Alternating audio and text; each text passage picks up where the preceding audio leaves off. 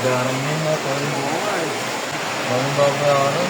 Ano ko ang Gcash ko? Debit ko na lang naman ng Gcash ko. Ito na lang pangambaka sa project.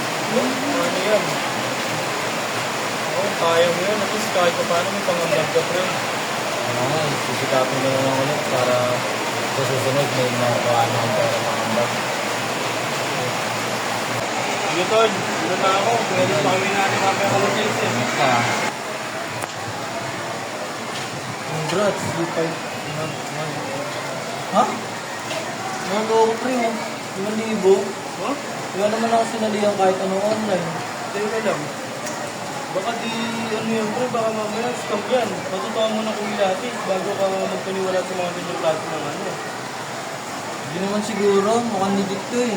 Nakalink pa sa Gcash. Sakto to. May gastos na ako sa project natin. Sige, tol. Bahala ka. Basta ako, pinayuhan kita. Sinabihan kita. Alam natin na malawak na ngayon ang, malawak na ngayon ang pwede gawin ng internet. Tsaka hindi natin alam kung totoo ba talaga yun o hindi. Hindi lang ako concerned sa'yo, tol. May mga hinihingi pang details. Diba? Yan.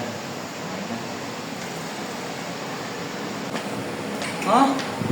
Wala na ako ng 250. Piling pera ko na yun eh. Kumakabot ko sana. Ano, tol? Mukhang may problema ka dyan. Wala na ako ng 250 sa Gcash ko. Ayun ba yung lumabas sa'yo kanina na yun? Uy. Naku. Sabi ko na nga ba, mga sigab eh. Sinabihan na kasi kita, ang kulit mo, tol.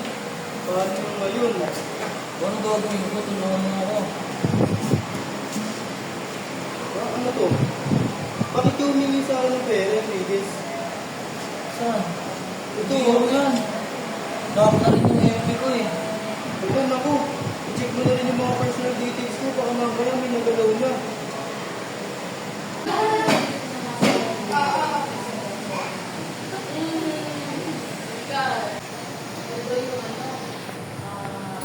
Ay. Oh, anak, saan ka na pala? Kamusta araw mo?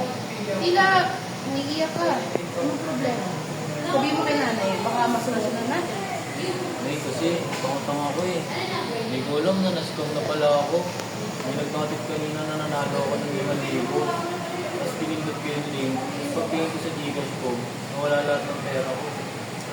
Ay, naku anak. Di ba sinabi na kita na ilang beses? Huwag kang click ng kung ano-anong link. Ayun tuloy. Kaya mo, masusolusyonan din natin yan. Knock na rin pala yung account ko, kaya pag may nag-text sa'yo, i-block mo na lang ah. Oo.